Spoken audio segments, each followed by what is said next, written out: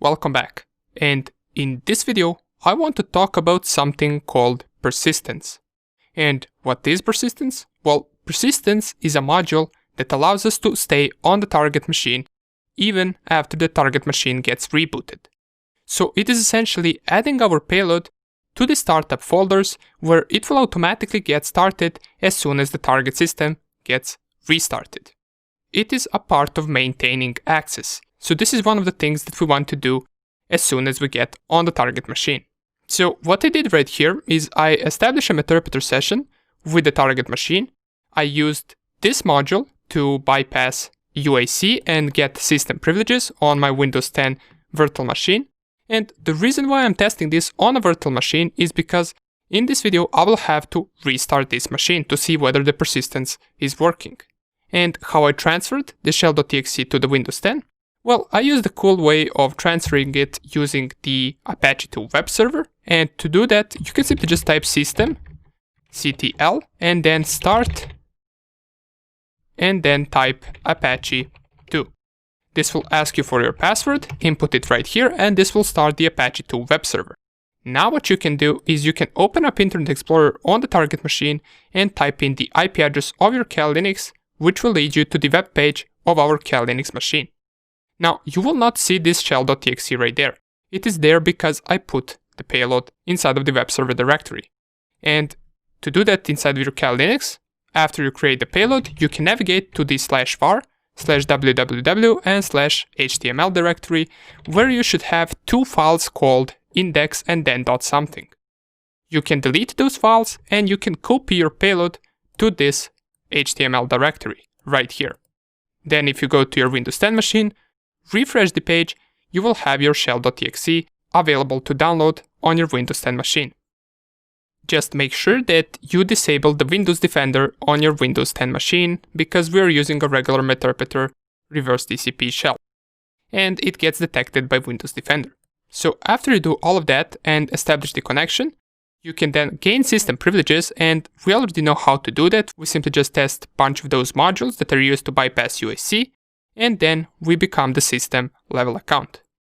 Once you do all of that, it is time to run the persistence module. So how can we do that? Well, first of all, I will background this session, and if I type sessions, you can see I have two sessions available. The one is on the regular user account, and the one is that I elevated, which is this system level account.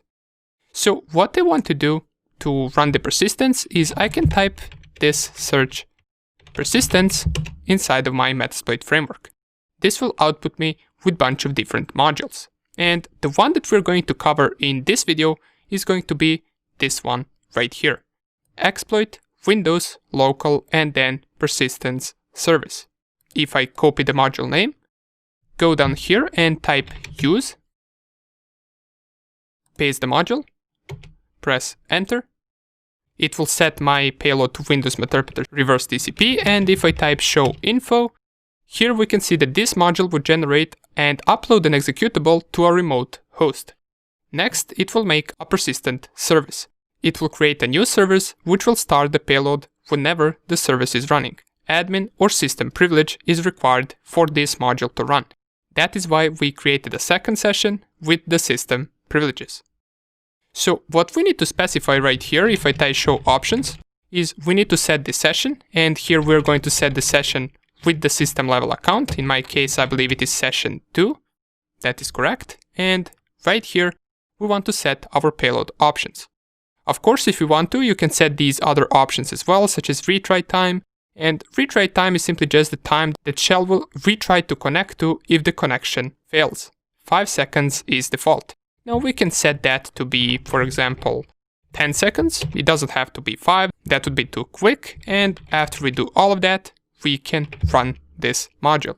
Press run, and this will open the session 3. If I type get user ID, we will be the system level account, but what is special about this session is that it will automatically connect back to us even after the target machine is rebooted.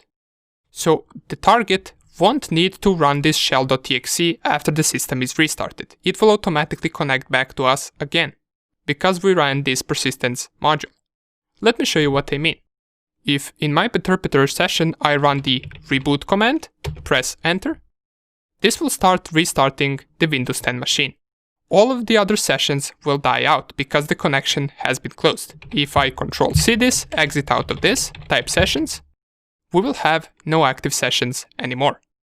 So what we can do right now is we can type use exploit multi-handler, set the correct payload, and inside of the show options, we want to set the correct options that we used inside of our persistence module. And that is the port 4444 and the IP address of our Kali Linux machine.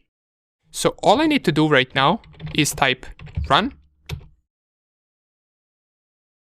And here we get the session open because this machine hasn't yet shut down. So we're just going to close this because this is not the session that we wanted to. And I'm going to manually exit out of this machine and go and start it once again. Now that the machine is getting started up, I will run our listener.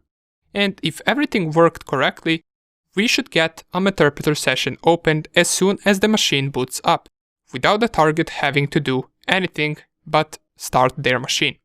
So let's see whether it will work. The machine is currently starting up, and let's give it a few seconds. And here it is. Our Meterpreter session 5 opened on its own. And notice that it didn't even log in to the user yet. And the best part about this is that if I type get user ID, I will already be system level account. So I don't have to go through the privilege escalation process again. This Meterpreter session opened without anyone clicking on anything. And that is the good part about persistence. Now, even if the target shut down this PC once again and started it in a week or two, our persistence will still work and our payload will automatically connect back to our Kali Linux machine if the IP address of the Kali Linux machine hasn't changed, of course. One more thing to keep in mind is that sometimes persistence can be buggy, so it knows not to work sometimes. But in most cases it should work. And if it doesn't, there are other modules for persistence as well. If I type background and search persistence, I used this module right here.